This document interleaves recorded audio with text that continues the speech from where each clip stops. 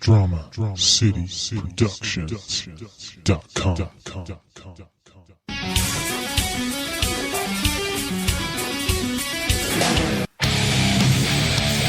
You are plugged in for the Podcast Wrestling Society, where you can get dynamic weekly pro wrestling and MMA related content.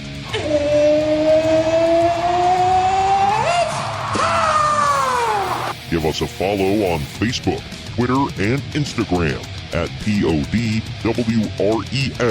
Society so that you can stay in the know. Space is the place, and the sky's the limit. And if you like what you hear, give us a 5-star review and hit that subscribe button. Woo! Woo! Woo! Woo!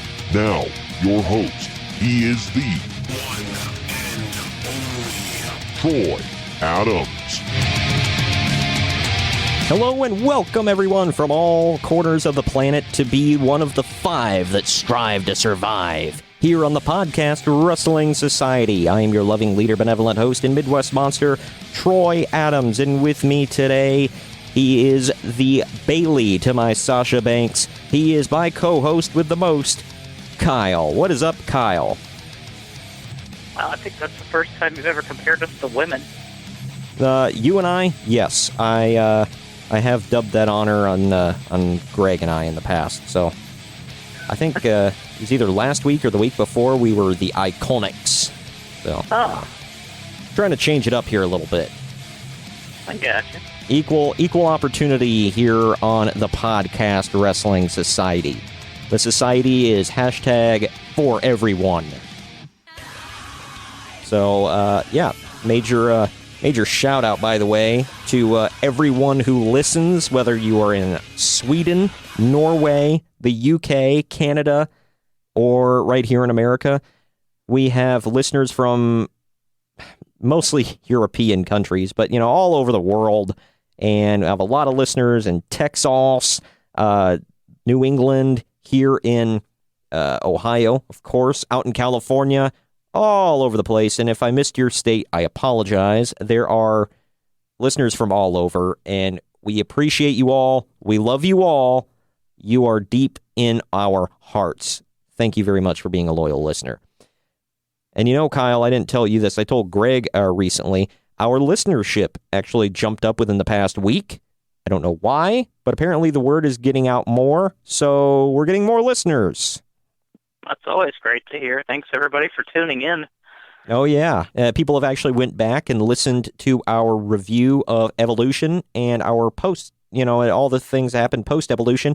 And they also listened most recently to our review of Crown Jewel and all the fallout from that. So thank you very much. Wow.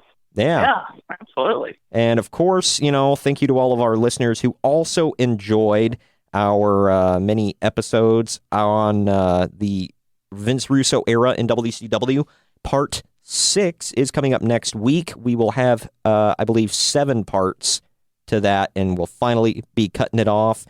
But people have been enjoying that, been going back and listening to the archives. Thank you very much. And it's been good. That's something you don't hear a lot of people talk about, the Vince Russo era of well, I almost said Raw there, of Nitro. So. Yeah, I know it's probably for good reasons, I guess. But yeah, people don't do deep dives into it, and the thing is, people have heard retrospect about it, or you can go back and watch the real bad parts, but and there are some good stuff to it. Don't get me wrong. We're not just sitting there for hour and a half or however long, just sitting there completely crapping on it, even though. Mostly we are, because it is comedic and, stupid. But there is some decent stuff, and we cover that as well. But we also do a deep dive into all of the craziness that went on. Not just the real big stuff, but just everything surrounding it. Definitely go back and catch yourself up on all of that. We very, very much appreciate it. And also, go check out our YouTube and subscribe. People, subscribe to our YouTube, because the more you do, the easier it is for us to get a custom URL. So we don't have to keep posting that little tiny URL thing. You need, 100 subscribers? We do, yes. So all of you out there within the sound of my voice, if you have the ability, go to YouTube. You can go to YouTube right now while you're listening to us. Search for the Podcast Wrestling Society. Give us a subscribe and tick the little bell. There's plenty of content. Last week, we had for Survivor Series week, we had a lot of content, a lot of special content, a lot of Survivor Series watch-alongs, as well as our top 10 list that we had. I believe it's either last week or the week before we had our first ever new exclusive, YouTube exclusive news on there. So we don't usually do that. We try to, if we have news to cover, we try to cover it on the podcast itself. But last week, it was going to be a long show. So we trimmed it up a little bit, and it was what it was. So, yeah, definitely thank you all. And, yeah, now that we're done doing all of that, I really quick want to let you all know about our Redbubble store and our other new merchandise store. So there's two different places you can purchase merchandise now for the Podcast Wrestling Society. If you want to get some great swag from the podcast, there are two places you can go. The first place is redbubble.com/people/pod-res-society. That's PODWRES Society. There you can see our whole portfolio of artwork that you can get on a number of different items. There's the podcast logos. There's some HCW-inspired stuff. There's, I don't know much about wrestling. I'm only an avid fan. There's the Mark written letter to Vince McMahon. There's We'll Set Him on Fire, Then He's Gone Forever, Bro. You can get it all on a variety of different swag. Also, there is a new merchandise shop you can check out. It's shop.spreadshirt.com/podcast-wrestling-society. It's a long address, but trust me, it is worth it. You can get hashtag junk hand out of nowhere. You can get loving leader, benevolent host, and Midwest monster inspired by me. We have plenty of clothing and accessory items for both men and women. You can get the swag on t-shirts, tank tops, sweatshirts, hoodies, ball caps, mugs, travel mugs, water bottles, phone cases, stickers, buttons, tote bags, duffel bags, whatever you want, we more than likely have it. If we don't offer some piece of merchandise that you would like to have, just hit me up on social media. You know the tags at PodRestSociety, and we will try to hook you up. We are adding more and more artwork by the day to our SpreadShirt shop, and we have plenty of stuff over at our Redbubble shop. Again, that's redbubble.com/people/pod-rest-society or shop.spreadshirt.com/podcast-wrestling-society. We will get you rolling with some great Podcast Wrestling Society swag, and you too can have the look, bro. And while we're at it here, before we get into the subject at hand, I definitely want to let all of you know about the our association with WrestlingWithWrestling.com, which is a great website that I will try to be posting more content on, here, you know, real soon, because I've kind of slacked off on it a little bit. But yeah, definitely go to the website. Right now, if you go to WrestlingWithWrestling.com, there's a lot of great stuff to keep up with. There's the news and reports section where you can keep up with all of the news that we don't get to cover here on the Podcast Wrestling Society. You can also see updates on the NXT UK show, Pro Wrestling Noah from over in Japan. See rundowns of Raw and SmackDown. You can listen to some great interviews with legends of the ring, as well as Impact Wrestling stars and indie stars from here in America and abroad. You can also see clips of wrestling matches from here in the States and abroad as well.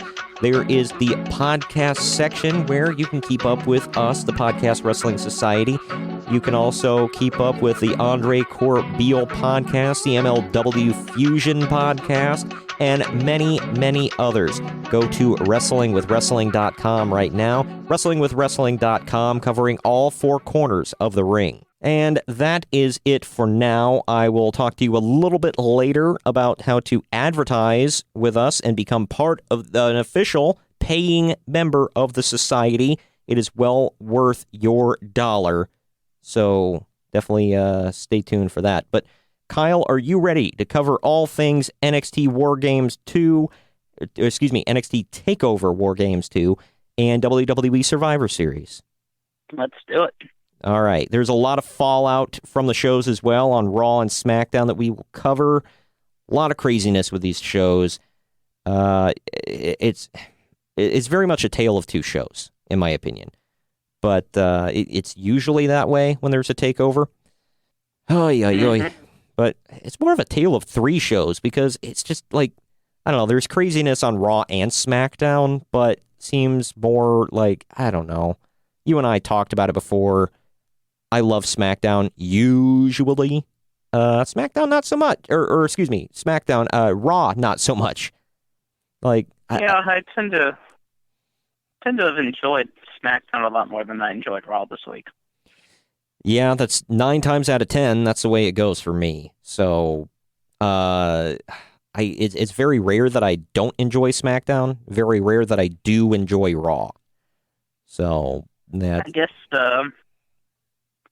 not to spoil anything here, but I guess the higher ups don't quite enjoy SmackDown as much as we do. But yeah, clearly. But we'll get into some of that later and why certain things were the way they were. And also, you and I are going to Starrcade this weekend. Yes, we are. Cincinnati, Ohio, U.S. Bank Arena. It'll be the second time you and I have actually been to that very place this year, so that'll be fun again. Yeah, it's crazy. And so it'll be a big show, and we'll cover all the things going into it and all the changes that may or may not occur. But let's dive into TakeOver WarGames here. It was originally booked to be just 4 matches, but we ended up getting kind of a 5th match. I'd say, do you really want to count that as a match?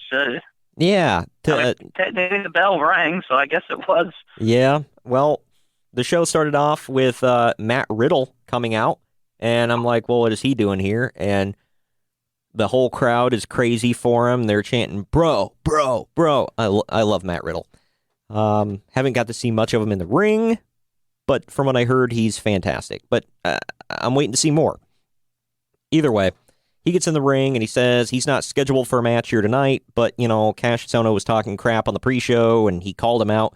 Cassius comes out and says, you're too stupid to know you're not supposed to be out here right now, but, let's do this. Well, bell rang. Cassius tries to get the jump on Riddle. Riddle runs to the middle of the ring, catches him with a knee. 1, 2, 3. That's the end of the match.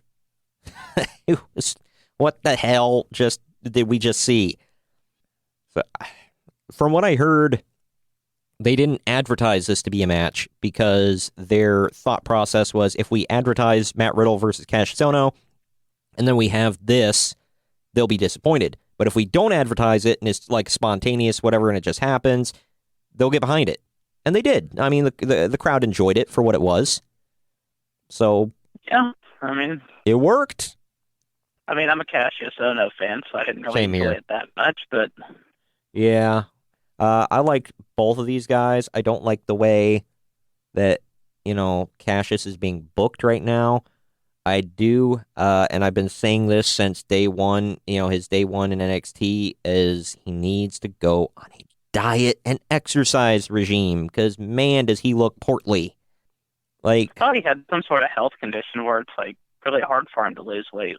Well, I mean, if that's the case, then I apologize for all that, but, I mean, he's always been flabby, but he was at least somewhat skinny in the past. Now he's just, large. He looks like he's getting bigger.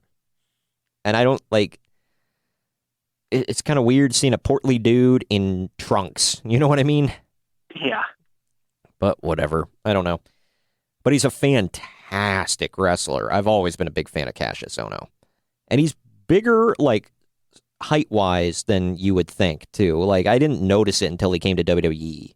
But either way. But our next match, this one was the shortest match of the night. This one was the 2 out of 3 falls match, Shayna Baszler and Kairi Sane. It went 10 minutes, 55 seconds. Yeah. This one... go ahead. for a 2 out of 3 falls match, I mean, that probably my only complaint about the match is that I just really wanted it to be longer. Right. Like, it seems like they kind of rushed it a little bit. Yeah, I know. Yeah, that's a few people felt that way. I enjoyed the match. I'll say that. Yeah. I mean, Shayna Baszler and Kairi Sane. I mean, I haven't seen a bad match between those two yet. No, so. And I think Shayna's getting better and better and better every time I see her. And her versus Kairi is always a good match. So that's kind of a given. That kind of reminds me of what we saw from like Ember Moon and Asuka, except it wasn't like so lopsided in terms of the results, but right, quality wise. Right. Yeah. Well, we're going into this real quick, letting you all know if you have never heard one of our review episodes before.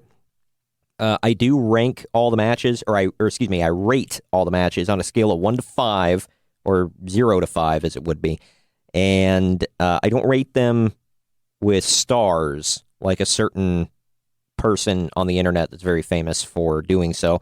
I rate them by Uncle Dave's. So this women's title match, I rated it 3 Uncle Dave's. I don't know how you feel about that rating on the scale there, Kyle. No, I would agree with that. Like I said, the only thing, like my only complaint is just it was so short, especially for our best 2 out of 3 falls match. Right. I feel that the rating got brought down a little bit because of all the shenanigans. Whatever. I like the shenanigans, but it was what it was. We'll get into the match here in a second. The reason I didn't rate the first match was because it was 7 seconds. It was a flying knee, and that was it. What is there to rate? So, whatever. But I'm going off of Wikipedia here for the results, letting you all know. Getting into it, Baszler scored the first fall by making Sane tap to the Kirifuda clutch after interference from Jessamine Duke and Marina Shafir. Sane evened the score when she performed the insane elbow on Baszler. Well, the cool thing about this was all 3 of the horsewomen there were outside of the ring, and Kairi got up to the top rope and did a diving insane elbow to the outside on top of all 3 of them. It was fantastic. And then she rolled Baszler into the ring and then hit another one on the downed Baszler. But in the end, Duke and Shafir tried to interfere again, only for Dakota Kai and Io Shirai to stop them. Io Shirai comes out in, like, all the women are wearing street clothes, by the way. Io comes out in jeans, gets up top, she hits that flippin' flying moonsault to the outside, and that was, like, holy crap, that was a beautiful moonsault with jeans, man. Oh, yeah, that impressed me. Move. Yeah, that's a difficult move to do in any wrestling attire, much less jeans, so. Right, yeah. And where is, I'm trying to see where the Royal Rumble is taking place this year. Arizona. Where the Arizona Diamondbacks play. Right, Phoenix. Okay, TakeOver Phoenix. That's the next one that they're going to have. Well, I assume it's going to be a 6-woman at TakeOver Phoenix between these women. It seems like that's what they're setting it up for. So, but either way, in the end, Sane attempted the insane elbow on Baszler, only for Baszler to catch her arm and roll her up to retain the title. Good, solid match. Good way to end it. She caught her. Both of them still look strong at the end. They set up the feud. The 3 horsewomen there seem strong. I thought it was good. Good opener. Well, technically an opener. That takes us into match 2 of the night. It was 18 minutes and 10 seconds.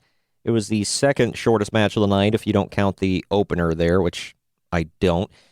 It was Aleister Black and Johnny Gargano. Johnny was full heel.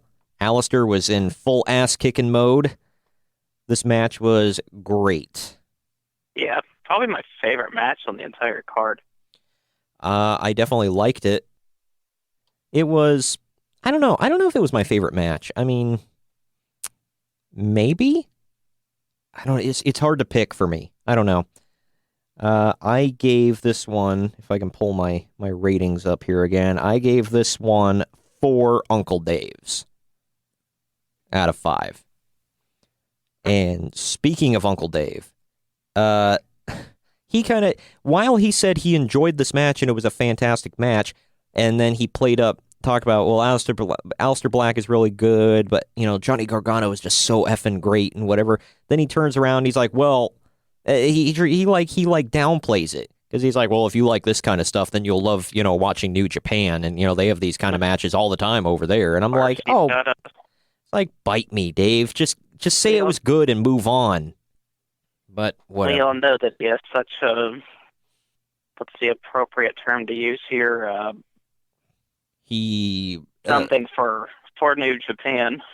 Yeah, he has a swelling in the crotchal area for New Japan. We'll just say that. Yes, that is what I was referring to. Yes. Yeah, and I love New Japan, but good God, dude, calm down. But either way, according to this, and if you haven't seen Aleister's entrance vest for this one, it's great. He's got like horns and crap all over. I loved it. But let's see. Gargano performed a slingshot DDT for a near fall. Black hit a diving Meteora for a near fall again. Gargano applied Gargano escape, but Black touched the ropes. In the end, Black performed 2 consecutive Black masses on Gargano to win the match. It was fantastic. There was a spot in there where he was going to, where Johnny, pronouns, was going to go for the running knee that he did in when he was part of DIY. I always want to call him DUI. I don't know. But when he was part of DIY, and Aleister was like sitting up on his knees like normal, and then he drops down into his is it appropriate to say Indian style sitting now, or is that like non-PC? I don't know. Don't care. Either way. Sitting cross-legged Indian style. All the more reason to say it if it's not PC. Yeah, why not? Whatever. I don't think we're gonna offend anybody. Either way, he sits Indian style and he's like, "Come on, do it," and Johnny goes for it. He misses and he rolls Johnny up, and it was just great. Everything in this match was crisp. It was great. I love both of these guys. Fantastic match. As I said, I gave it 4 Uncle Daves. Next match. This one went 22 minutes, 25 seconds. I believe it was the best match of Velveteen Dream's career. It was Tommaso Ciampa defending the NXT Championship against Velveteen Dream. This one I also gave 4 Uncle Daves. It was stupendous. Yeah. I love both of these guys. Both of these matches, the one we just talked about and this one, I thought had really, really good storytelling, and just I think both of them.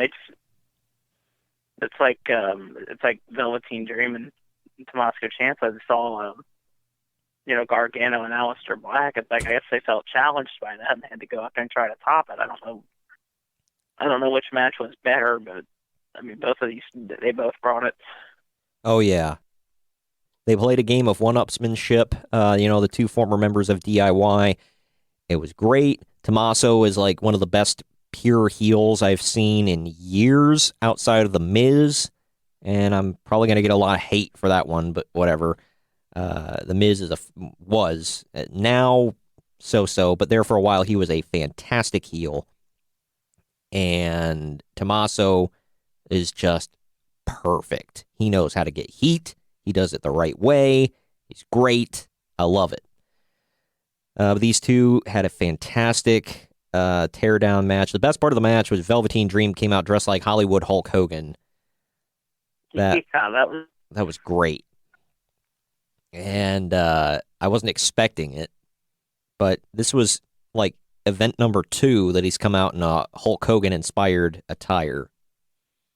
So good for him. It was great. But Ciampa performed Project Ciampa for a near fall. Dream performed the Purple Rainmaker on Ciampa for the near fall again. I thought that was the end. Dream attempted a second Purple Rainmaker again on the ring apron, but Ciampa moved and crash and burn for the Dream. And then we see Ciampa throws him in, or rolls him in, rather, and he hit a draping DDT kind of on to the steel there between the rings. It kind of held the rings together so that people didn't step between them and break something. But yeah, he hit the DDT right on that, rolled him in, 1, 2, 3, end of the match. That was great. They didn't spam their finishers, but there were quite a few near falls. I loved it. There was one point where Ciampa grabbed Morrow's writing pad and whipped it at him, and he starts yelling at Morrow for talking trash on him and everything. It was great. Oh yeah, just everything Ciampa does, man, is great. I can't put over this guy enough, and I love Velveteen Dream. Don't get me wrong, but Velveteen. Makes me wonder. Oh, go ahead. That spot you talked about with Mauro Ranallo at the announce table. Was that something they did right there on the spot, or was it planned? Either way, it was.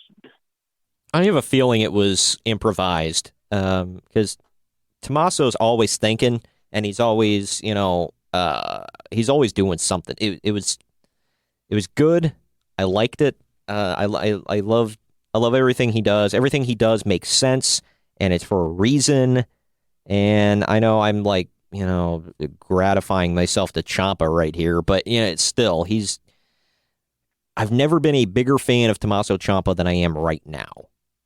I'll say that. So yeah, and we'll see where it goes with the kind of the triangle, if you will, between Ciampa, Black, and Gargano now, because Gargano's not going to stop coming for him. However, Aleister Black is clearly next in line for Ciampa. I don't know who the hell else would be. But yeah.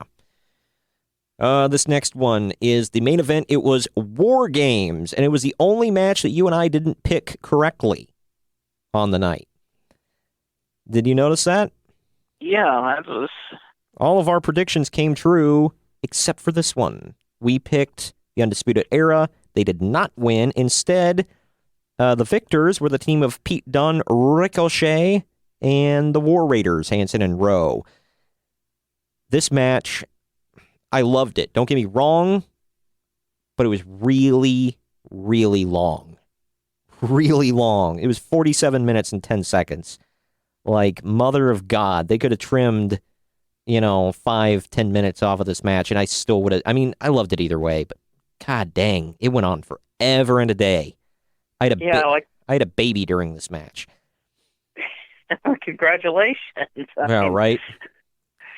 So I heard, the only thing that annoyed me about this is that, at the very beginning, when everybody was still getting in the ring, they were like, "Well, the match hasn't even officially started yet," but they're allowed to go in there and beat the hell out of one another. Yeah, the War Games haven't officially begun. Yeah. Yeah, Yeah, well, I mean, that's the way it's always been, but they I don't know, I feel like they pushed it more this time around. Don't get me wrong, I loved this match. However, I don't think it was as good as last year's. I mean, how do you feel about it?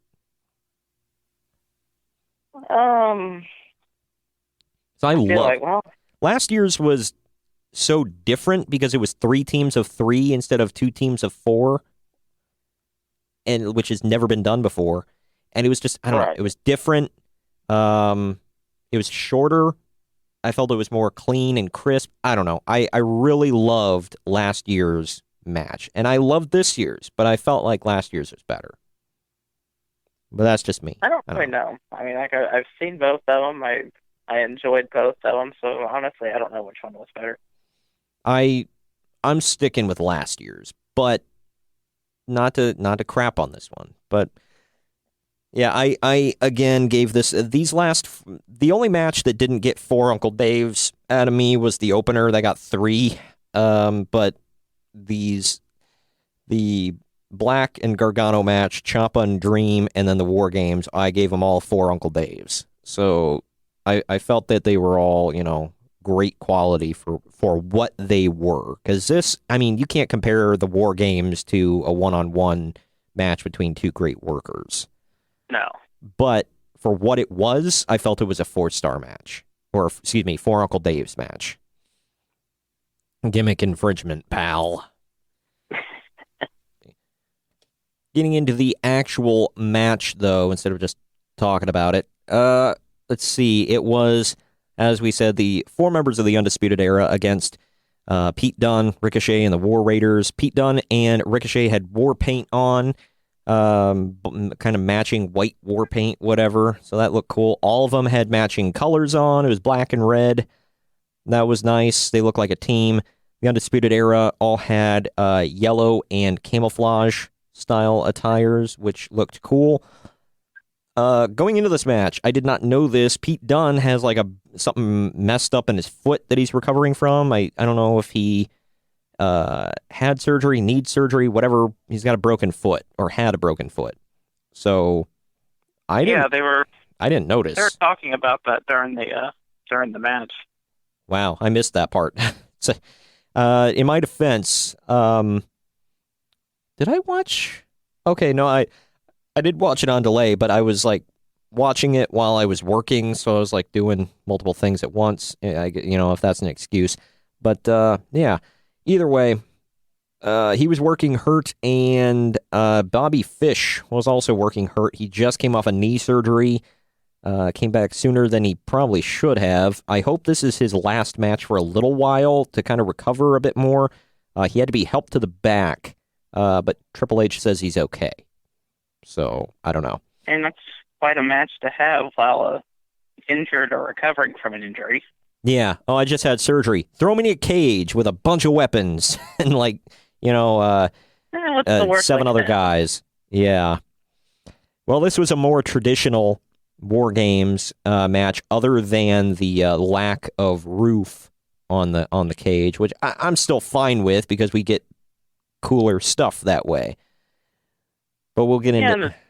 And it throws in that stipulation to where, if somebody leaves if somebody climbs out of the ring or climbs out of the cage, that, you're forfeiting the match for your team. So there's always that. Right, yeah. Which is cool. I dig it. I talked about that before. I'm definitely in favor of that. Let's get into the actual match at hand, though. Adam Cole and Ricochet began the match for their respective teams. Ricochet, Pete Dunne could be, a workhorse, but like I said, he's working with a broken foot or, formerly broken foot. So I don't know if you want to put him in there the whole match. I feel that they made the right decision. Any member of the Undisputed Era, I feel, could have been that guy, except for Bobby Fish because he's working hurt. However, I feel that they made the good decision with Cole. Definitely workhorses there. After 5 minutes, Kyle O'Reilly of the Undisputed Era joined the match. It seemed like there was a kind of a mix-up between him and Roddy about who was going to go first. But they were like, yeah, you go. And Kyle went in. 3 minutes after, Hanson would join the match. But the thing there was, and it didn't turn into anything, at least at the event, but Pete Dunne was going to go, and Hanson and Rowe pushed him back, and Hanson went, and Pete Dunne was looking like, what the hell? We'll get into that because it happened again. But Hanson would join the match. The following 3 minutes, Roderick Strong joined the match. It was good that they left Bobby Fish until the last. I noticed they left both injured guys till the last, which was good. Another 3 minutes, Rowe joined the match. However, like I said, he kind of hung back, or he pushed Pete Dunne back because it looked like Pete was going to go, and he pushed him back, and he went again. And Pete was left looking like, what the hell? But he hit O'Reilly and Strong with a power slam and a power bomb, respectively. After another 3 minutes, Bobby Fish got out of the cage and locked Pete Dunne. He grabbed Pete Dunne's arm and smacked his face into the cage, and then he took his chain from his cage, locked it around, locked it with his key, and then he threw the key into the crowd so they couldn't get Pete Dunne out. And the solution they came up with, I don't know why they didn't come up with this while everybody's sitting around, fiddle-dicking, but it was stupid, but we'll get into that in a minute. Bobby Fish then brought customized chairs for the Undisputed Era into the ring. They had their logo on them. I don't know why, but they did. 3 minutes afterwards, our chairs. Nobody else can use them but us. Yeah, don't touch these. All right, they literally have our names on them. 3 minutes afterwards, the referees attempted to unlock Dunn's cage, but failed to do so, as the Undisputed Era and Dunn's cages used different keys for the individual locks, and the referee seemed confused that he couldn't unlock the damn thing with the same key. And then finally, they get bolt cutters. And I'm like, okay, you clearly knew where these things were. You clearly had them. Why didn't you try to do this before it was time for him to get out of the cage? Last resort? I don't know. Wrestling logic, man. He should have... Well, why didn't the referee try to unlock that first lock beforehand and see if his key worked? But no, he waits till...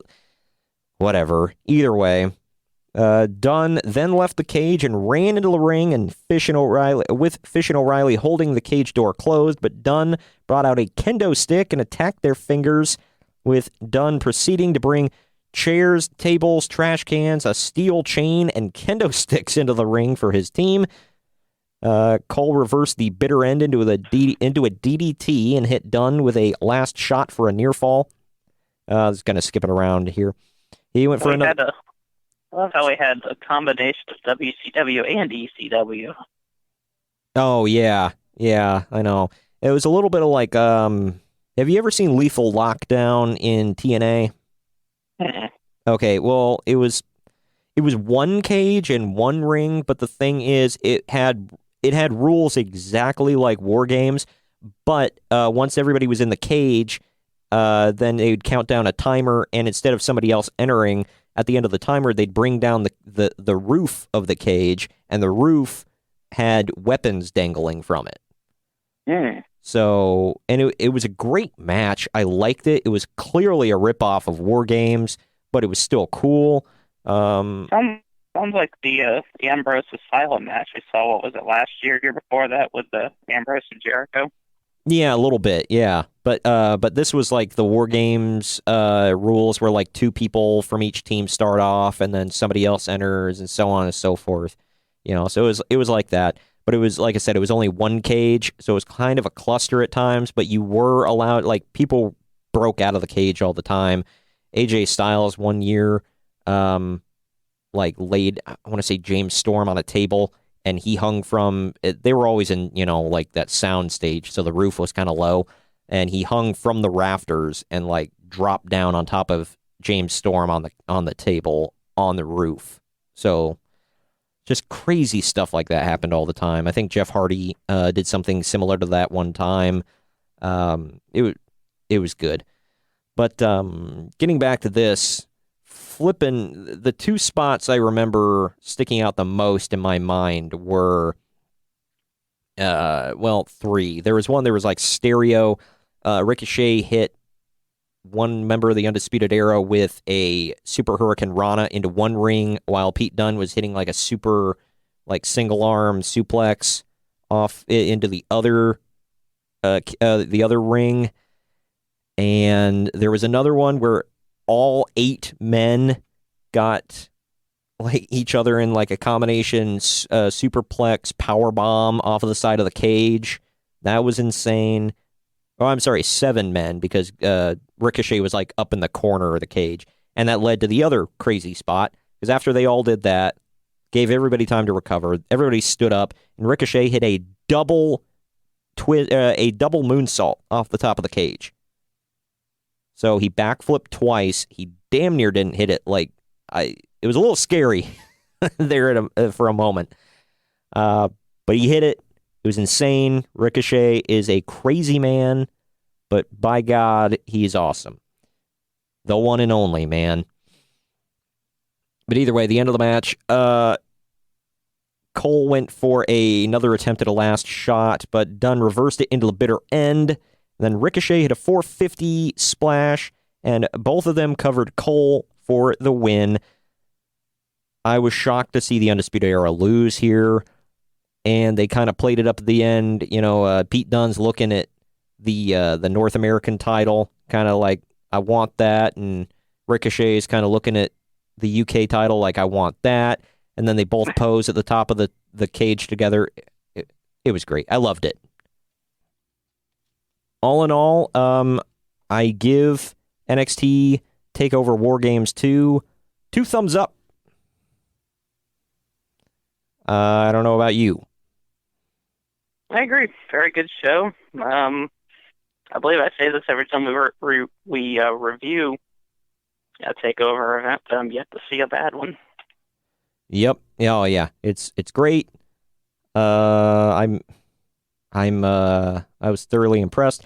The next one, as we talked about, January 26th, NXT TakeOver Phoenix will be at the real name, Talking Stick Resort Arena in Phoenix, Arizona. Wow. Yeah.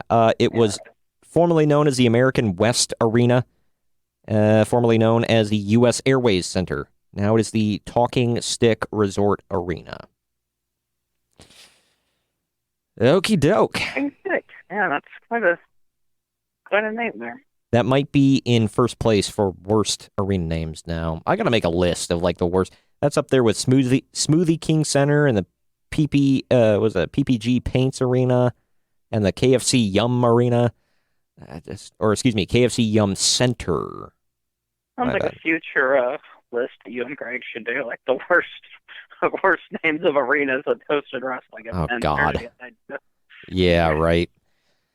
Well, that is that. Next, we will be moving on to Survivor Series. And we will get Greg on the line here before long as well to talk about, he was there with Ramon to see the event live.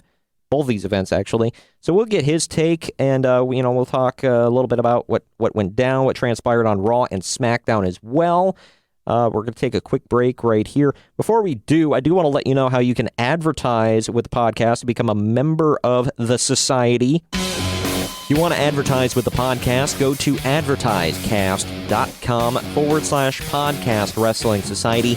There you can see all the stats about the show. You can see our social media outreach as well as the outreach of the podcast itself. You can see our demographics, an About Me section about the podcast, and about me, your loving leader, benevolent host, and Midwest monster.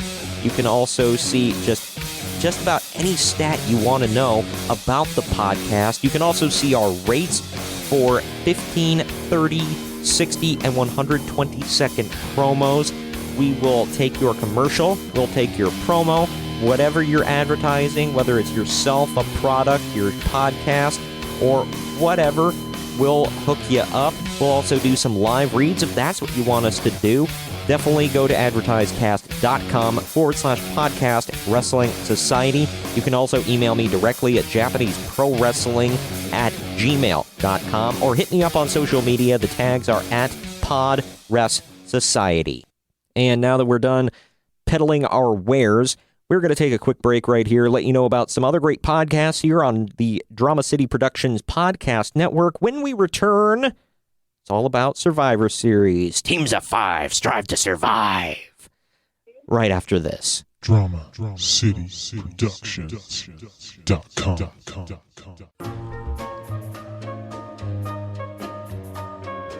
Small Town Mentality Podcast with your host, Ben. A podcast about nothing and everything. A podcast where we get together with friends, drink beer, and see where the conversation takes us. We don't edit. We don't care what people say. It's small town people with a small town mentality. It gets offensive at times, lots of swearing, and a whole lot of not caring. Available everywhere you get podcasts. You can find us on Twitter at STMPod, on Instagram at STMPodcast, and on Facebook at Small Town Mentality Pod. We'll see you there. DramaCityProductions.com. This is Conversations with Paycheck and Red, a weekly podcast with two good old boys talking about anything and everything that crosses their mind. You may not know what you're going to get with an episode of Paycheck and Red, but you sure know you don't want to miss it. So do what you got to do. Download the app, find the episodes online, and make sure that you don't miss 1 second of Conversations with Paycheck and Red. DramaCityProductions.com. Game ticket, $50. Hot dog, $8. Team store item, $25. I told him I can beat him with one hand tied behind my back, with some glasses on, with one eye lens out, with some flip-flops on in the ring. Having to listen to someone's dumb sports opinions? Worthless. Some people shouldn't talk sports. For everyone else, there's the Unspoken Podcast, available on most podcasting platforms, and on the web at theunspokensportspodcast.weebly.com. Drama City Productions presents. Hey, it's Ben here, host of the Regular Stories Podcast, a podcast where I interview interesting people about their lives. These are not celebrities, they're not the elite. These are regular people, and these are their stories. You can follow us on Facebook at Regular Stories and on Instagram at Regular Stories. We are everywhere that you can get a podcast. We are on iTunes, Google Play, Stitcher, TuneIn, just about everywhere else. Look up Regular Stories Podcast. All right, we are back from the break, and we are back now with a man who was there in person. Kyle is still here, obviously, but now we are here with Greg as well. What up, Greg? What up? How was L.A.? Oh, it was fantastic. Nice and sunny, of course.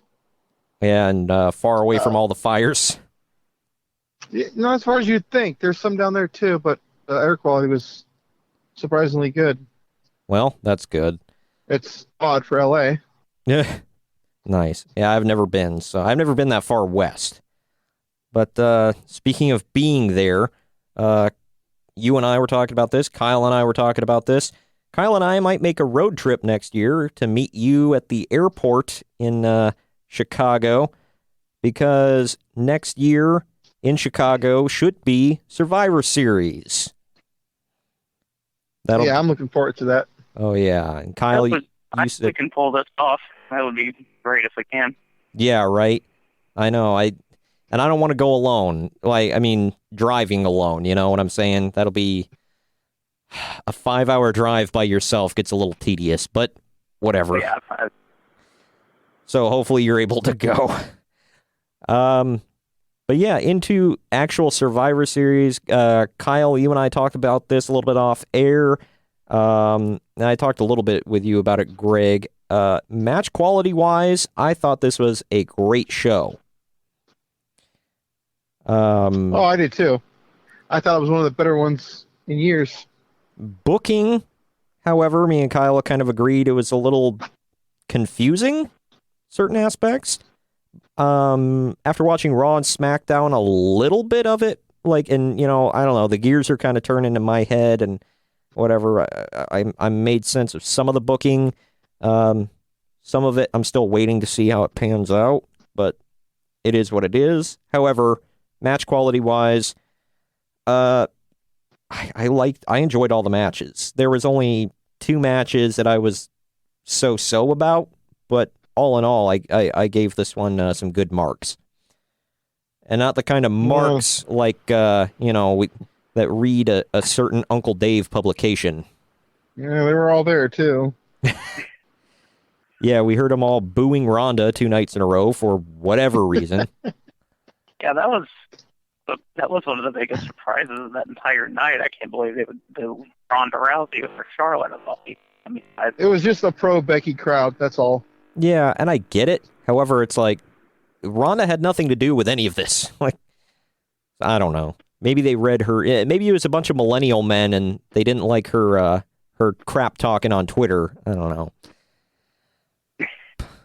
Well, I suffer from penis envy too, apparently. What the hell? There was an actual quote from her, which I don't quite understand, but it is what it is. We'll get to all the Ronda and Charlotte and Becky, whatever, here in a bit. This was the pay-per-view that wasn't supposed to happen, because there were a few matches on here that were just changed at the last freaking second.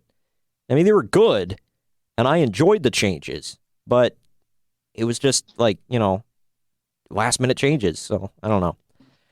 Yeah, one of them, I completely understood why they had to change. The other one, I didn't hear any rumors or anything about it. It just kind of came out of left field. Yeah, I know.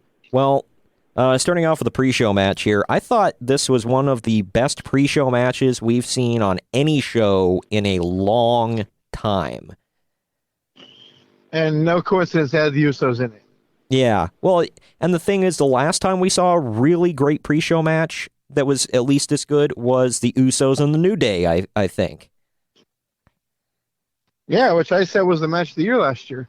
Yeah, so it was great. I mean, unfortunately, according to storyline, this match didn't freaking count for whatever reason. Well, they brought it up on SmackDown. I know. The New Day wore a 6-in-1 shirt. I know, I saw that. I thought it was funny. That was another thing, just real quick. Every holiday, why do we have to have stupid gimmick match street fights? Because Really? Shut up and accept it. Move on. Yeah. That's the rule. We've all year. accepted it. Well, they need to have a match on the 4th of July where they shoot off fireworks. And Oh my gosh. Yeah, that might be a little much. No pyro. No pyro, pal. Yeah. oh yeah, they can't afford that. I'm sorry, I forgot Yeah. about that. Yeah, my bad. Well, unless the Saudis are paying for it. Yeah. Hey, we don't Yeah, say Saudi, all right? We don't. No, it was just Crown Jewel. No, my bad. We're gonna You're we're gonna get pyro and we're gonna make the Saudis pay for it. Oh man. Well, you gotta say. holy crap! You gotta say. We're gonna have all the pyro and we're gonna make the Saudis pay for it. Believe me. Huge. The show is gonna be huge. Big league crown jewel. Anyway, moving on here. This match, Kyle and I talked about it in our predictions. We got a rare Colognes sighting for a whole 3 minutes until 3 whole minutes. Yeah, 3 minutes and 10 seconds, and then Primo got the Shadow Machine, and he was gone forever, bro. Literally. Yeah. How were the Colognes in this match yet Heath Slater and Rhino weren't? I just realized that. I didn't even think about that, but you got a good point. Are they on? Wait, they're on Raw, aren't Because they? Puerto Rico needs the money. Heath Slater's kids don't. Yeah, they already got that above ground pool. So, but this match was really good. I felt it was very even as far as eliminations went. It came down to the Revival and the Usos. Let's see. They had the Uso splash on Scott Dawson to win the match for SmackDown, and we saw some rare moves. Like the Revival just keeps getting better, man. Like I mean, Scott Dawson caught his knee a little bit on that suicide dive, but I mean, one, that knee was braced to all hell.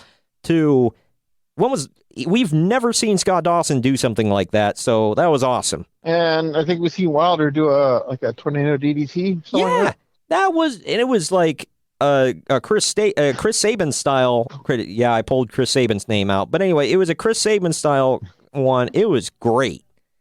Like the guys on 205 Live were applauding that one. That was awesome. Flippy stuff, man. Yeah, and they didn't technically flip, so their shirts still hold true. Okay, well, one of them was a hashtag dive. Yeah, it was, but their shirts don't say no dives; they say no flips. So they held true to the shirt, pal. But yeah, so that was the only victory for SmackDown on the night. If any of you, I know spoilers, but if you're listening to this and you are worried about spoilers, then you're dumb. I'm just saying that right now. That's been how many? Wow, way to alienate some 3 days. people. Well, why would you listen to a review show and be like, "Oh crap, I haven't seen. Oh no, they ruined it for me." Like, whatever. There's people out there that do that too, which is sad. Yeah, I know. So the Titanic sinks at the end, right? Wow, God. Yeah, whoa, I haven't seen it yet. Damn it, man. But anyway, I gave this one 3.5 Uncle Daves. I thought it was really good. Just shy of 4, but it was really good, especially for an opener. Like, damn. And when half of an When it's I'm picturing the half and Uncle Dave there. Wow. Yeah. Yeah, what half? I'm not getting into it. But Is it the half I peed next to? You peed next to both halves of him, so good for you. Got it in there. But anyway, it was great in the fact that they had 20 men in this freaking match, and it was that good, made it even more impressive. Because if you watch the old ones, they were still good, but they were a little sloppy. This one was very crisp for having 20 men, and technically 21 because at one point in the match, Kalisto legit got hurt. I guess he twerked his knee or something, and Grand Metalik took his spot, which I'm still calling BS on. I was with Corey on that one. It's like, dude, you can't just switch out in mid-match. But apparently you can. And I like how Michael Cole tried to cover it up. Oh, it's Freebird rules. The Freebirds didn't switch out mid-match. But whatever. In other words, they're just telling us, just go with it. Basically. Look, they're trying. Yeah, basically. That just goes to show you that there are really good tag teams on both brands. They just don't care about those stuff. Yeah, I know. They're like, nobody cares about the tag teams, pal. Speaking of, ones that didn't get enough love, this one was my second lowest rated match of the night. We get into the women's Survivor Series match, and it wasn't awful by any means. Like I said, I enjoyed every match on the card. But this begins the string of, if you didn't know, Raw sweeps the night. Basically what it comes down to is it was Nia Jax and Sasha Banks left on the Raw team. Sasha went up top, got shoved off by her own partner, and I can't remember, who did it come down to? Was it Asuka on the other team? Asuka and Nia. Okay. Yeah, so Asuka tapped her out, and... Man, let me just tell you, man, the heat for Nia in that place was... Oh, yeah. Wow. Every time Nia was on camera, everybody in the crowd just, they let her hear it. Yeah. It was louder than it came off on TV. Well, somebody... heavy. Brian Alvarez brought up, he was like, this is yet another instance of somebody legit hurting somebody else in the ring and getting pushed for it. Like, what the hell is going on? Yep. Because you're a legit badass. Yeah, I guess. And they kept adding fuel to the fire on commentary. Like they kept they're calling her the face breaker now. Like they just oh God, yeah. Well, Coach on the pre-show apparently said it was a punch that actually connected. These words were said by Jonathan Coachman. Wow. Like, really? We get it, it's fake, but, don't just rub our nose in it. Coach is bad. He's terrible at his job. You don't say. I mean, I know kayfabe has been dead for 20-something years, but come on, can we try to have some sort of... Who is this kayfabe that you speak of? I'm not familiar with her. He's a jobber in HCW. Oh, my God. With Jimmy Soup Pants. Moving on. This one I gave 2.5 Uncle Dave's. It was right in the middle. We got the dance break from Carmella, which, it was early in the match, so it was like, whatever. Oh, it's the first time in years she's danced in that arena. Right. I forgot she used to be a Laker girl. Yeah. So. Screw the Lakers. Anyway, sorry. There was a little bit of mystery heading into this match, like who was the other person going to be on there for Team SmackDown, but it was. Yeah, they just really wasn't a big shocker there. It was Mandy Rose. So if anybody was expecting an NXT call up or anything, let's just throw Mandy Rose in there. I'm not complaining on seeing Mandy Rose, but they went with the obvious. I mean, I will say, I'm so tired of seeing Mandy. Said no one ever. Yeah. Well, the thing was, I know why they did it, because apparently, rumor has it that it was supposed to be Charlotte, and they switched gears at the last minute, and it was like, okay, well, it's clearly not going to be Charlotte, so it's going to be Mandy. But it's like they build it up. Who's going to be the woman? Who's going to be the fifth woman? It's like, it's just Mandy Rose. Like, okay, whatever. But yeah, so it was what it was. Like I said, it was an enjoyable match, but Nia gets the frickin' win, and she looks strong going into what I assume is going to be her title match at in San Jose at TLC. And if I remember correctly, DJ, you and I were both wrong on this one. We were, because we picked the women on this, yeah, because... SmackDown. Well, I hope you picked the women, because... Or the SmackDown women. Yeah, god dang it. Yeah, SmackDown. Yeah, I picked the man in this all-women's match, personally. I did, yeah. Like, I really thought Naked Meeting was going to win. Oh, God. He's going to teabag everybody, and they're gone forever, bro. God. All right, but anyway, this one went 18 minutes and 50 seconds. Not too long, not too long to where you're tired of seeing them out there. So, they didn't wear out their welcome. It was good for what it was. And the next match... this one went 21 minutes and 50 seconds. It had some really good time for a good build. Seth Rollins versus Shinsuke Nakamura. This one I felt started a little slow. The energy was clearly there in the crowd. It felt like they were really into it, but the match, I was like, eh. And then halfway through it, I was like, okay, it's getting really good. And then by the end of it, I was like, all right, that was great. I gave it 3.5 Uncle Dave's. Everybody was looking for Dean Ambrose the whole time. Yeah, so was Kyle and I. We actually picked Nakamura because we thought Ambrose was going to cost him. But nope. We didn't see Ambrose until part way through Raw. So. Yeah, no Ambrose whatsoever. That was surprising, and they had Seth go over clean after he said, a couple weeks ago on Raw that he really didn't give a damn about Nakamura. Right. Well, and it was good. Nakamura's outfit was weird. He looked like a figure skater, but whatever. It's a little thing, and they do it every single freaking year, so I know it's coming, but the t-shirts have got to go, man.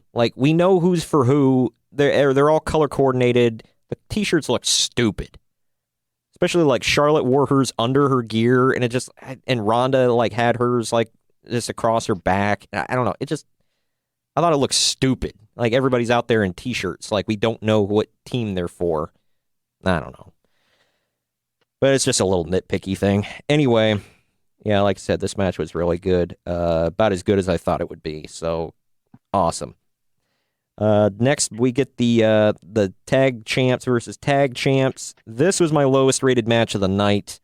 AOP versus The Bar. God. Let me tell you, the crowd was not into it after the Enzo incidents. Yes. That one took it out of everybody. And it was dead center right in front of me. Wow, nice. Well, people got good camera shots of this one. For all of you that don't know, Enzo snuck in wearing a wig and a hoodie, and nobody noticed. It was the worst wig of all time, and he had a custom spinner title that said Real One on it, and it said Forever Champ. He stood up. Yeah, Forever Champ. And he stood up and he took the hoodie and wig off mid-match, holding up the championship, stood on his chair, started yelling out his catchphrase. Apparently the crowd didn't, they weren't super into him at first, but then a security guard punched him, and then everybody turned on security. No, they were heavily into him when he stood on that chair. That's a false report. Oh, really? Once he stood up, everybody in the arena looked at him or chanting for him. Oh, God. Well, Kyle, you were watching on the network, too. Like I said, I was doing, going between this and other things. Did it come across on the network like you heard a commotion or anything? I actually don't remember hearing a whole lot of commotion during the match. Yeah, same here. I didn't. I don't think it had to happen in the beginning of the match before it even started, I believe. Okay. Because Drake Maverick walked over to him and clearly acknowledged him. Really? Yep. Wow, I didn't even know that. Well, for all of you out there that think this is a work, apparently it is not. They rushed his ass out of the building.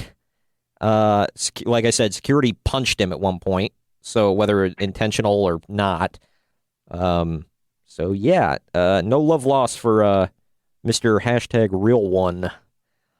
The sad thing is, this time 2 years ago, Enzo and Cass was my favorite tag team on the roster.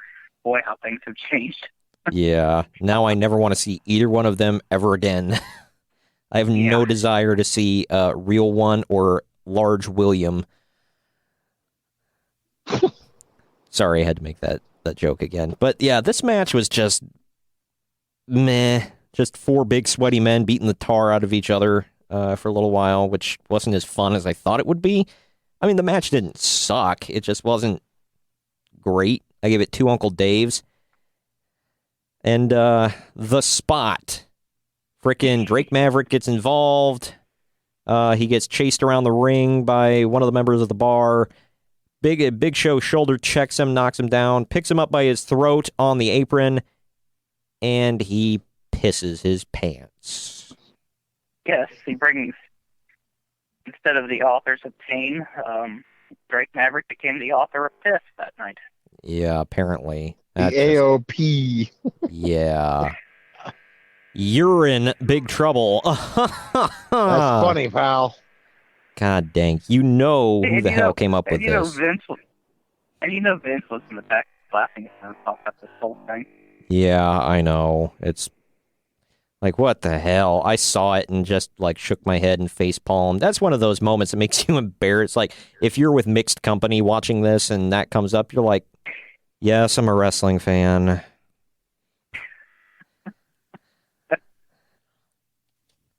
I don't understand when you're trying to build up AOP and trying to build up Drake Maverick why you would have him just like urinate all over himself on live pay-per-view.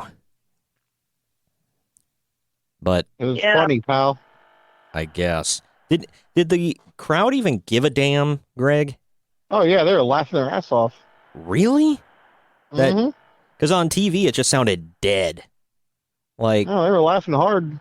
Wow. Okay. Well, then he has to go back on 205 Live, be the general manager, and act like a babyface. I don't know. WWE is freaking weird. That's all. It's just, none of the brands, like, know what the other ones are doing. But anyway, next we get into the Cruiserweight title match here. Buddy Murphy defends against Mustafa Ali. This one took a while to get going. You were even texting me about it, Greg. You were like, this match is boring. And then like halfway through, you're like, never mind. It just picked up. This is awesome. Yeah, it did. The second half-ish. When he hit that Spanish fly off the table. Yep. We actually got a This Is Awesome chant and a 205 Live chant, which is like shocked the hell out of me. But I think that's the first time in the history of that show we've gotten that. Yeah. I think it was shocking that they put this match on the main show. Yeah, in mid-show, too. It wasn't even like the opener. Shocked the hell out of me. I gave this one 3 Uncle Daves. You and I, Kyle, picked correctly. Buddy Murphy did win with the Murphy's Law, real name.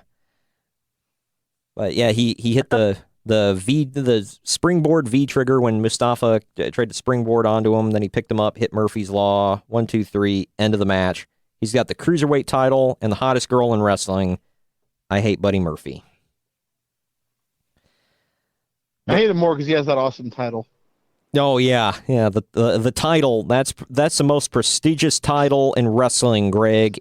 You show some respect to the great purple silver title. Well, at least it's one of the more unique looking titles. Like all the world titles and the women's titles. That is true. WWE advertisement, it looked like an actual championship belt. I will say, I think the prettiest title. Belt, pal. I think the prettiest title they have, though, is probably the UK title. I love that belt. But I don't know. I'm partial to the US title myself, but yeah, that's another good one. Next, we get the Survivor Series men's elimination match. This one I gave 3 Uncle Daves. Man, they made SmackDown look weak here. I mean, when you got Braun Strowman, I guess, whatever. There was a lot of infighting with the Raw team. Lots and lots of infighting. And Shane about killed himself with that elbow through the table. Then he did another friggin' coast to coast to pin Dolph. He tried for another one, got swatted out of midair. Like, I think Shane McMahon is like bound and determined that he is going to die in that ring. Hey, he's the best in the world, man. You got to. Yep. Yeah, show it off. Yeah, he. Let me tell you something. That coast to coast in person is freaking amazing. I can imagine. You can't appreciate that move until you see it in person. Yeah, I can imagine. It looked cool. I mean, it always looks cool. He's now, I guess, using it as a finisher. But the thing is, man, he's pushing 50, and it's impressive that he's doing all this. But at the same time, it's also scary that he's doing all this, because I'm like, we're going to see the death of Shane McMahon one of these days, just like live on TV. Like, he's dead. I wonder what his kids are thinking every time he does that. They're probably crossing themselves like he does before he does the damn move. Yeah. Say a couple Hail Marys, kids. Daddy's tempting fate here. But yeah, it was decent. At the end, it comes down to 3 members of the Raw team still standing. All of SmackDown gets wiped out. And Braun gets, what's coming to him. Basically, the follow-up to that on Raw was Baron asked Stephanie, was like, well, you said if I had a good showing, you'd make me the full GM. She said, you're right. And she was about to, when all of a sudden Braun came out, big brawny sweaty pants came out to call him a slime ball and said he wanted his match against him at TLC. And the stipulation was he won't be held liable for anything that happens to him. And Stephanie McMahon actually said dismemberment is a company liability. That's fair. Which a lot of people pointed to and said, where did you just hold Crown Jewel? Yeah, really. Huh? That's interesting choice of words. But anyway, I'll let it go. They didn't hold it anywhere. It was just a crown jewel, wherever that was. It was just in the Crown Jewel. That's true. The new place. Whatever. But, yeah, so that... Back to the match real quickly here. I think one of the things that really bothered me was at the very start how quickly they got rid of Samoa Joe. Yeah, that was the thing in the match that pissed me off the most. I was like, really? He was in for like... he was eliminated in 35 seconds. Goes to I didn't even think it was bad. I thought he lasted as quickly as Cassius Ohno did against Matt Riddle. Yeah, no, he lasted a whole 35 seconds. He went in, tried to coquina clutch Drew McIntyre, got him away, hit the Claymore kick, bam, building heat right out of the gate with this match. Just heat. Hey, they could have just gave us no Samoa Joe at all, right? They basically did. Where are we? L.A.? Where's Joe from? Close to the L.A. area? Gotta lose, pal. Lose quick. Why can't Joe cut a break, man? He is like, everything they've given him, he's knocked it out of the damn park. Like, I want him to get his break so bad, man. He's so... He was, like, one of the best before he even went to WWE. And now he's still one of the best. And he's just so damn good. I don't know. I'm holding out hope. I'm trying to hold out. That's all I got. Why doesn't Vince like him? He's a big, sweaty man. You'd think Vince would be all over that. Because he's fat, pal. By God, just look at him. He's rotund. That's the only thing I can think of. Because, I mean, in the past, he said he didn't want to hire him because he was too fat. He was just a big fat Samoan. That was like what he thought. So he didn't have a problem with Yokozuna and Rikishi? Well, that was different. Rikishi had that ass. And Yoko, he could, he was really big, so he could push him as a sumo. Either way, Braun Strowman wiped out the last 4 members of Team Raw by himself. In this order, Jeff Hardy, Rey Mysterio, The Miz, Shane McMahon. Getting back to what happened on Raw, though, they had a 6-man tag, and the match the match got thrown out because It was an elimination match. It went on for just ever. It went on for like days until they finally ended this damn thing. And then the three members of the one team teamed up on Braun, beat the tar out of him, and then Baron, quote unquote, smashed his elbow in the stairs. I guess the real thing is Braun has bone spurs, needs surgery. He's going to be out for a while. It's questionable if he will make TLC. But I can almost guarantee he'll be there. So this was legit. Yeah, he does have a legit, like, bone spurs, but I guess they can get it taken care of, and they want to do it now so that he has time to recover, and he might be at TLC. Are you going to that, by the way, Greg? Hell yeah. I figured. It's in your backyard, so it's going to be in the Shark Tank, pal. I don't know why I said that as Vince, but whatever. I remember hearing Braun say, like, as like the grass and everything was working on him, he said something like he couldn't feel his fingers or. Yeah, I don't know. I assume that was fake blood that they put on there. I don't think he bladed his arm, but I could be wrong. But I mean, it looked good, you know. So they did 2 beatdown angles 2 nights in a row, but I understand this one they had to. So, you know, whatever. He will definitely take on Lesnar at Royal Rumble. That's that. But moving on to the last 2 matches here, we'll quickly get through these. This one is the big story of the night. It was the women's match, Ronda Rousey versus Charlotte Flair.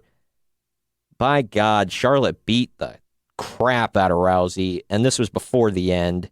Like, she elbowed her in the frickin' face, bloodied her, just, like, I assume that, I mean, the crowd came off, like, super hot for this one on TV. Was it that way in the arena for you?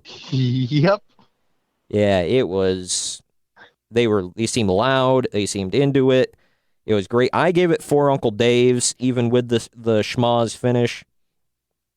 In the end, this ended, like, Kyle, you and I were right with Ronda winning, but neither one of us in a million years would have guessed this ending.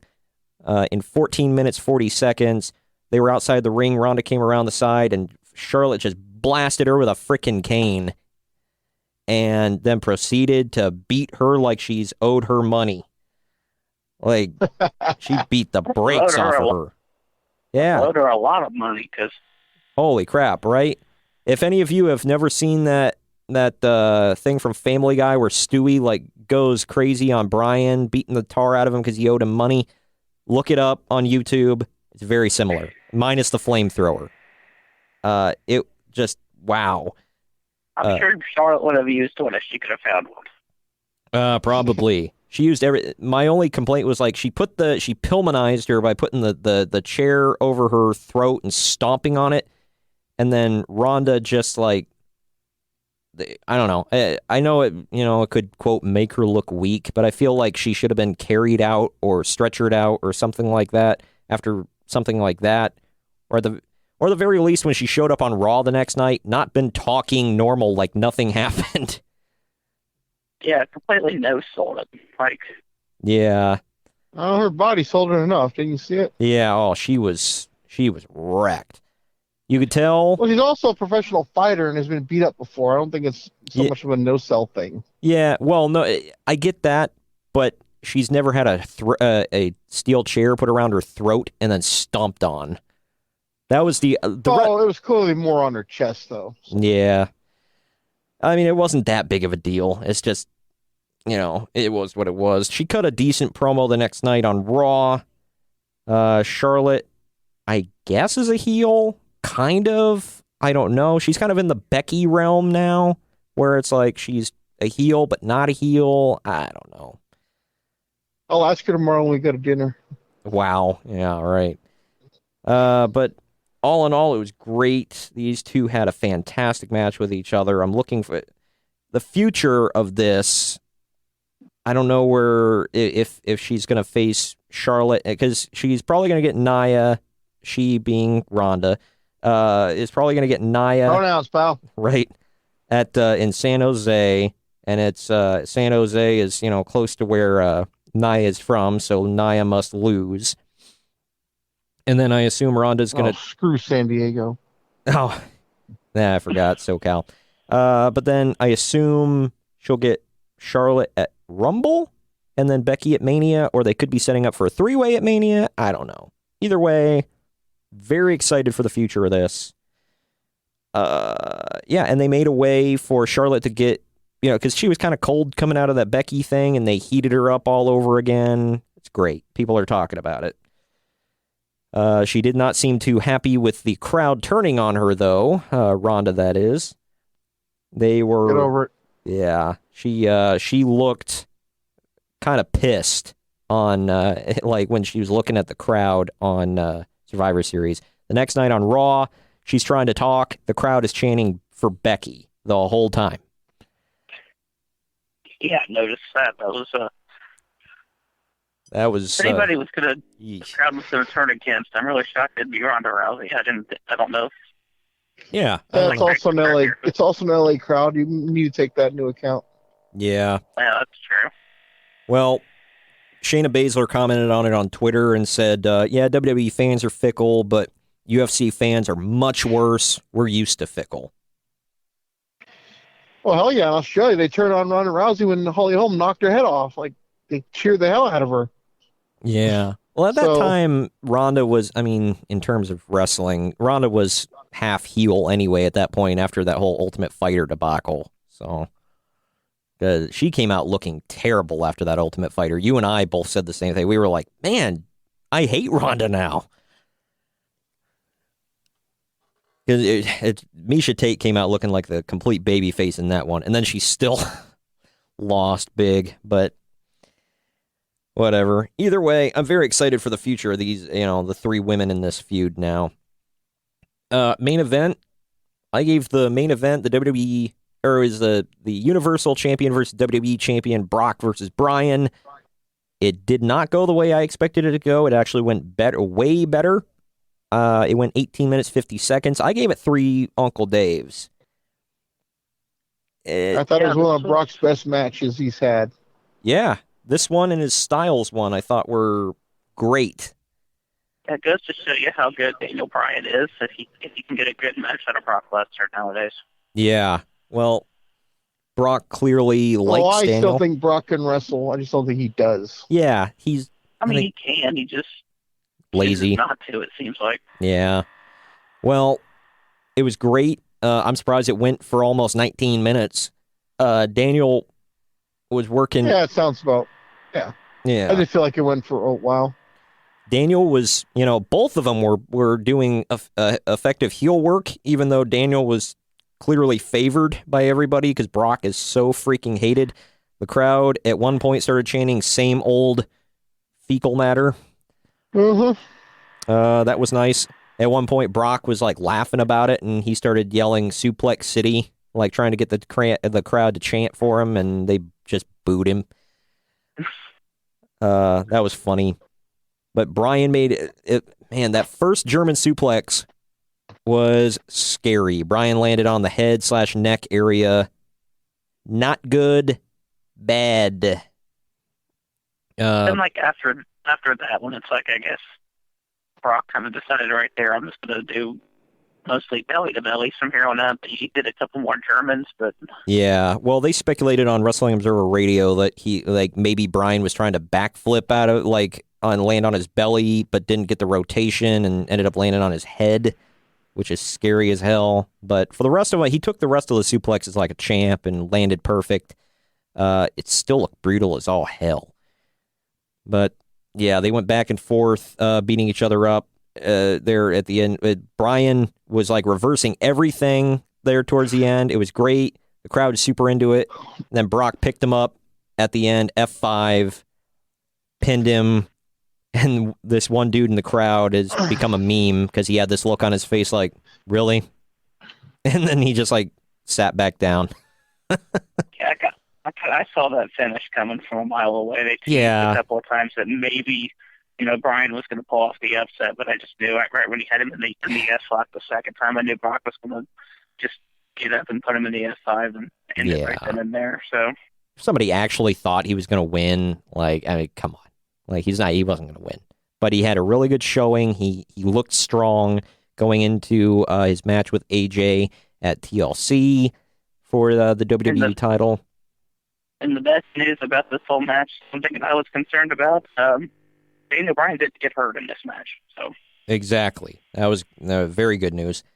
Just real quick before we wrap up the recap of just what the best thing that happened on SmackDown. He came out, just kind of solidified the fact that he's a heel. AJ was not seen again.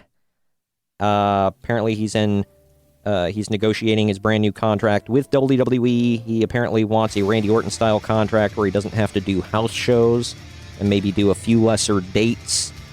So, that is what it is. But Daniel's best line was, "My dreams kicked AJ Styles in the balls." Yeah, I was shocked that he actually said that they allowed him to. I LOL'd. Yeah, it was great. I was like, what? It was great, though. I love that promo, though. That's one of the best I've heard from him. Yeah, it was great heel work. Great heel promo. I'm very excited for their rematch at TLC. TLC is heating up right now. Greg, you're going to 2 back-to-back pay-per-views, so good for you. If the all goes right, it could be 3. Oh, yeah, that's right. Royal Rumble. That's right. And Kyle, you and I are going to be at the Starrcade this weekend. We will let all of you know. Maybe we'll do a YouTube exclusive letting you all know how it went, because you will only get an hour of it on the network. So we'll do a YouTube exclusive letting you all know. And, and next week, though, Greg and I are going to bring you the Russo era of WCW, part 6 of probably 7. You think I'm safe with saying out of 7? Mm-hmm. Okay. Well, we'll wrap it up in a couple of weeks, but next week, like I said, part 6. Thank you guys for joining me today. Of course. And we'll see you all later. Peace. Later.